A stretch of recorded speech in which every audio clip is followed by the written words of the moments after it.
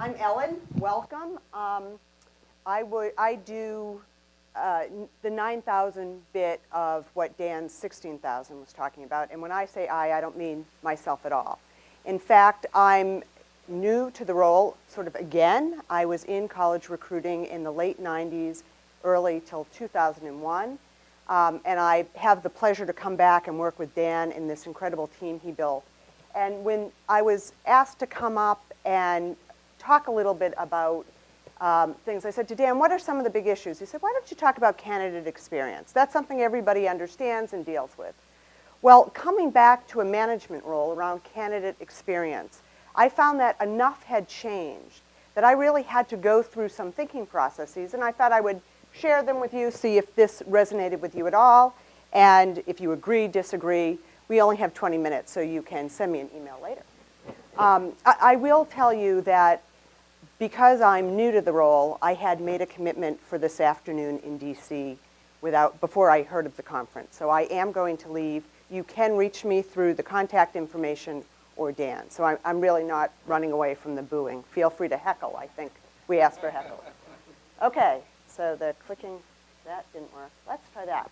So we'll talk about candidate experience, some of the challenges, and then I found an inherent paradox, and I want to talk about the paradox because I hadn't heard it discussed before, and then sort of share with you where I've come out on it, and I'd love your thoughts.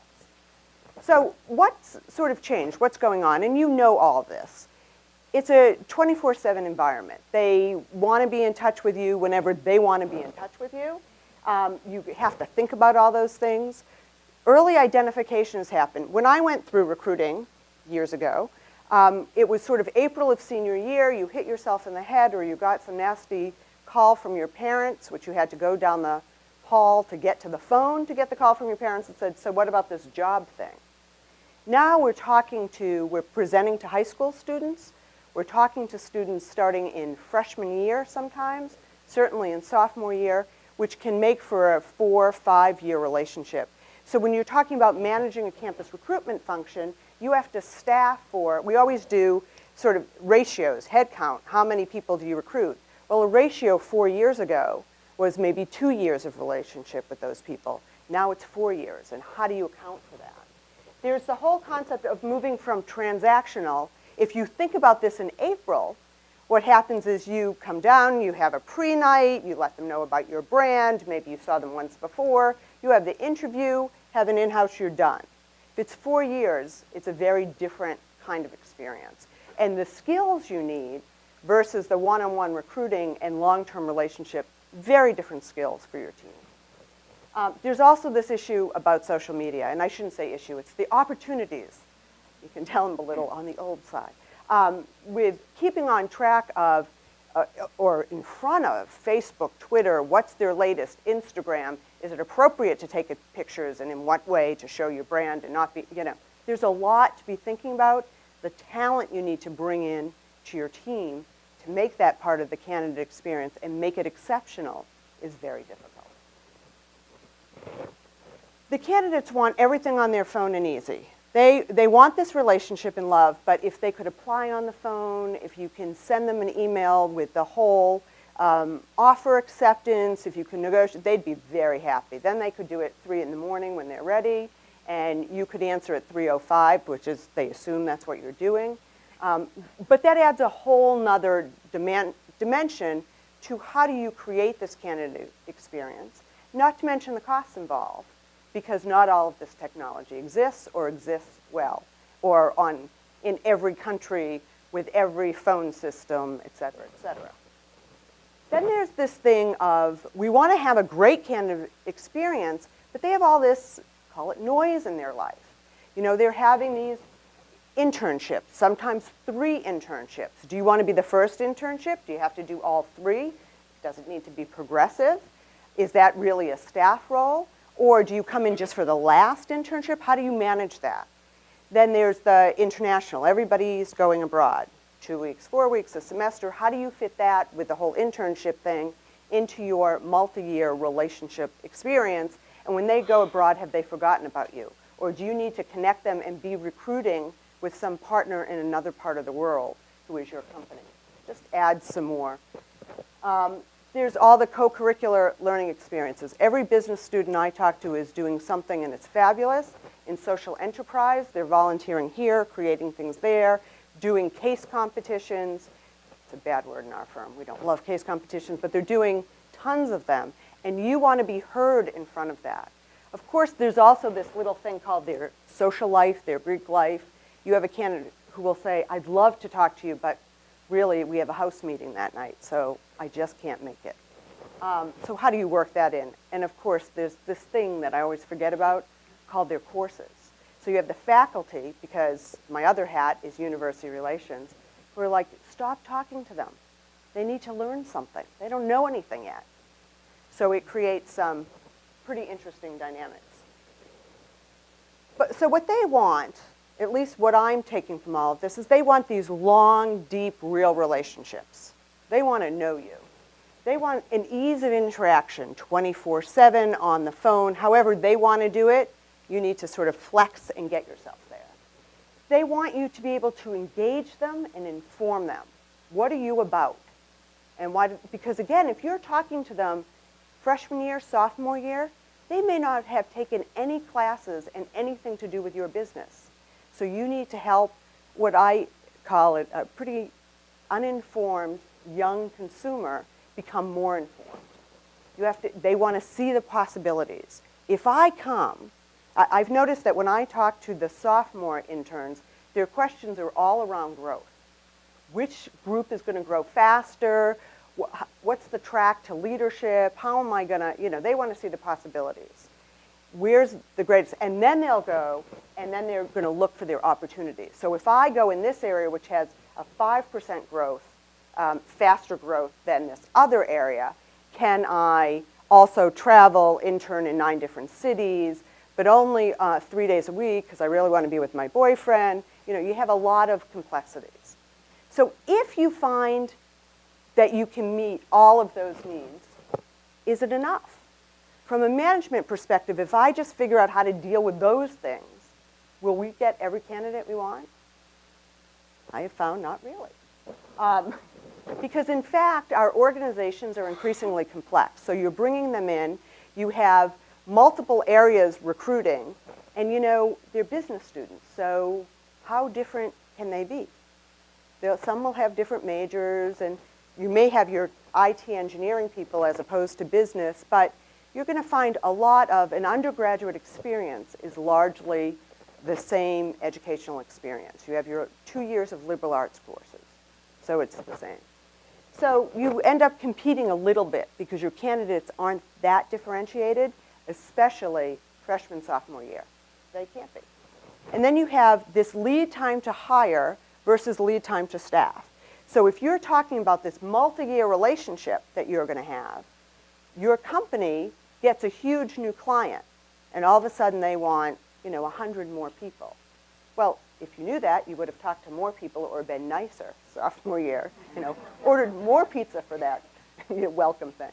So the timing does not always work. And when you have to do the just in time, or at the last minute request, so many schools, at least what we find, is have rules. You can only go and talk between this month and that month. And you can't come in before whatever. Only on Tuesdays. So you have to follow the university rules because you go back to the same sources time and again, and your organization can't account for that. They have a new client, and they have to be served. So you have all of those complexities going on. So what I found is an inherent paradox. For the ideal candidate experience, we call it the exceptional EY experience here. What is it? What's best for the candidate is oftentimes not necessarily best for your employer. So who's ideal are you trying to meet? And as you put together your campus recruiting organization, your college university relations program, which one of those things do you emphasize? So here are some of the things that I've been considering as I'm in my journey. What is right about talking to them early in their career or late in their career? There's some ethical issues, if you talk to faculty, they use that word, at least some of the faculty I talk to, that say, stop. Leave the freshmen and sophomores alone. They're at university to grow, to explore, to find themselves. Don't get them pigeonholed. And yet, if you don't, they are not available junior, senior year. They're just not there. So you're also not doing your responsibility if you're not letting them know of the incredible possibilities and opportunities in your organization. So how do you manage that? What piece do you ask them? There's the second question is, do you ask your organization to flex for them? Or do you really use your incredible selling skills to ask them to flex for the organization? So do you say to them, do you go back and say, here are my numbers, it's all good, but I have this awesome person who wants to do something that does not fit into our system. We need to change our system to accommodate person A because they're amazing. When you have 9,000 people you're trying to hire, those one-offs are really hard.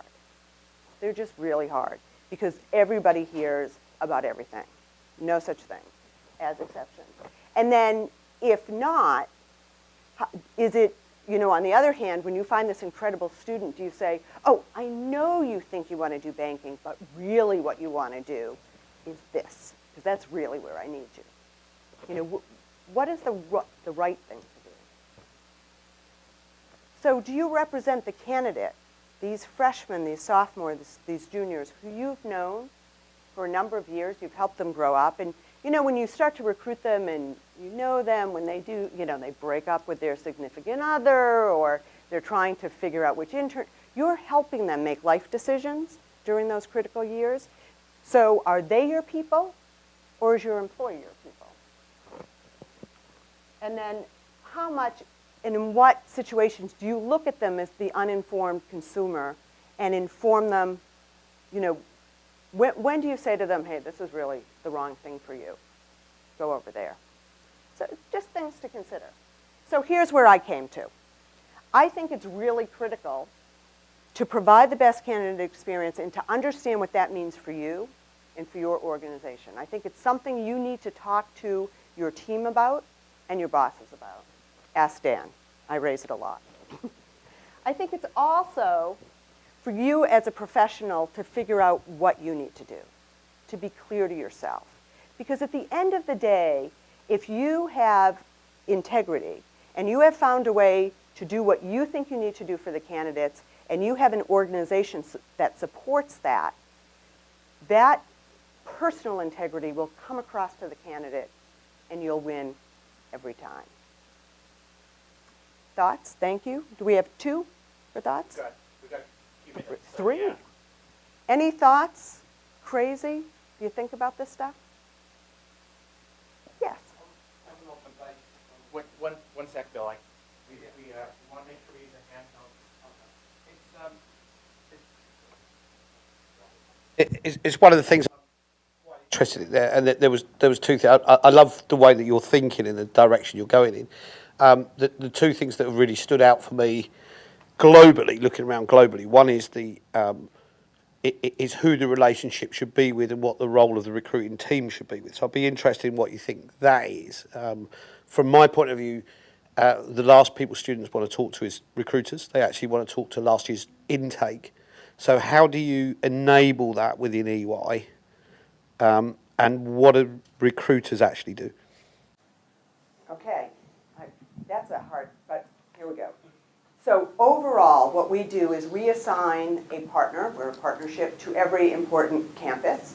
They own the relationship. They are staffed by an experienced recruiter, somebody who knows what they're doing. Is that a student or is that a... There's a partner who is an owner in the business, who owns the relationship with the campus, and they will look at every piece of the relationship. So where do you use your first years? Where do you use your more senior people? And there's a recruiter who's actually managing all of that, because your people who are on the line are on the line. Their head is always on their line. It should be. They're doing business. And what the recruiter does is, in the best cases, they have formed an incredible business relationship, a partnership, and they help make sure, they help inform the line about what's going on campus. They bring in the right people. They make sure they know some of the people in the organization. And with the partners' leverage, they get them there. They organize, make sure all the details are organized and all the paperwork's done. Because the students want to talk to people in the business. The people in the business won't get the deal done. And there's legal and other ramifications. So the recruiter is critical to enabling people in the business to talk about what they do. Yes. Hi, Martin Edmondson from Gradcore, also in the UK. I'm sure it's not an entirely British audience here today, but the question I had, just partly an observation first, which I find interesting. The questions you raise at the end there could quite readily be turn around and be the questions that certainly in the UK, and I may be misrepresenting the US, and I'd be interested about that to hear about that. That a university career service would be asking themselves: do we intervene early or late? Do we represent the university or the interests of the student? At what point do we advise and influence and inform? It sounds like kind of recruiters are turning into careers advisors. Is that kind of what's happening in this sort of dynamic? I think because you're interacting repeatedly with very young people, you become a mentor. I don't know, career advisor, I'd use the word mentor. Maybe my colleagues in the room would disagree, but I think you end up de facto mentoring. I think we have time for one more question. Here you go. Hi, Barry Miller Pace University.